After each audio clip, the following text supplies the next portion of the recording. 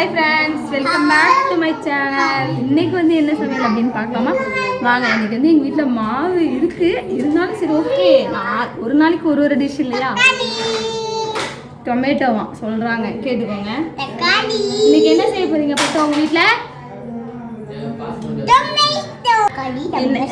Tomato வந்து cut பண்ணி வச்சுட்டேன் ஃப்ரெண்ட்ஸ். அப்புறம் ஆனியன் கட் பண்ணி வச்சுருக்கேன். எதுக்காக அப்படின்னா தக்காளி சட்னிக்காக. அவங்க ஒருத்தன் கத்திட்டு இருக்கான். அப்புறம் வந்து கோதுமை மாவு கரைச்சி வச்சுட்டேன் கோதுமை தோசைக்காக. இவங்க வந்து என்னை டிஸ்டர்ப் பண்ணுறதுக்காக வந்து உட்காந்துட்டு இருக்கான் ஃப்ரெண்ட்ஸ். பாருங்க,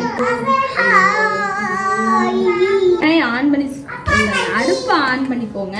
ஆன் பண்ணிவிட்டு ஒரு பாத்திரத்தை எடுத்து வச்சுக்கோங்க. தக்காளி சட்னி பண்ணலாம்.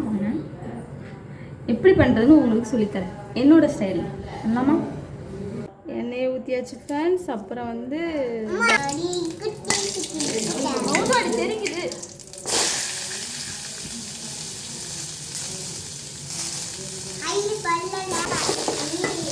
ஆனியன் போட்டுட்டு நல்லா ஃப்ரை ஆகணும்.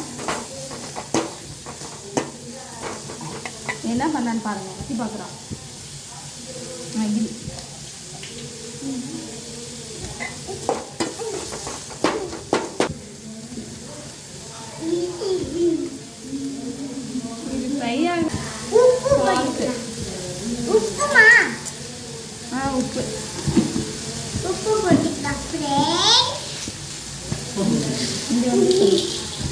நானு கடலை பருப்பு போட்டுட்டேன். இது போட்டால் நல்லா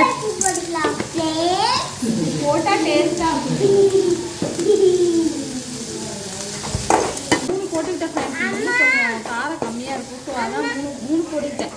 நீங்கள் வந்து உங்களோட காரத்துக்கு ஏற்ற மாதிரி நீங்கள் போட்டுக்கோங்க.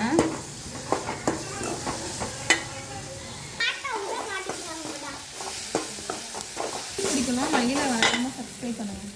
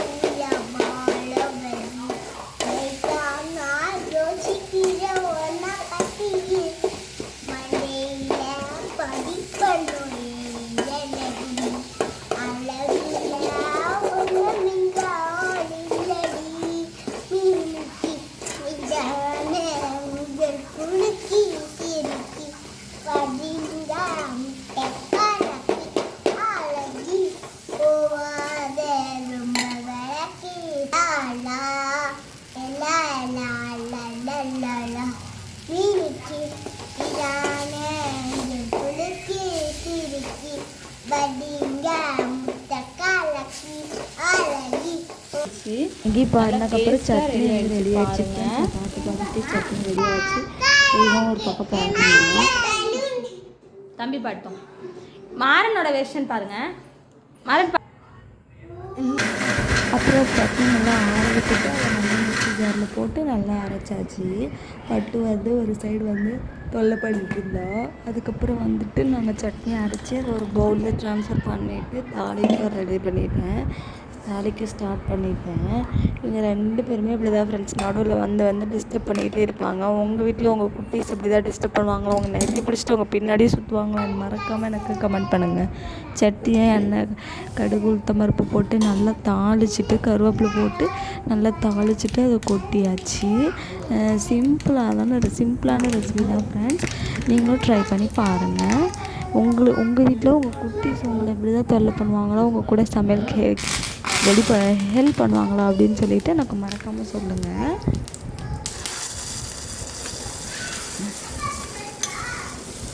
அதுக்கப்புறம் அவள் ஒரு சைடு ஆடிட்டு இருந்தா.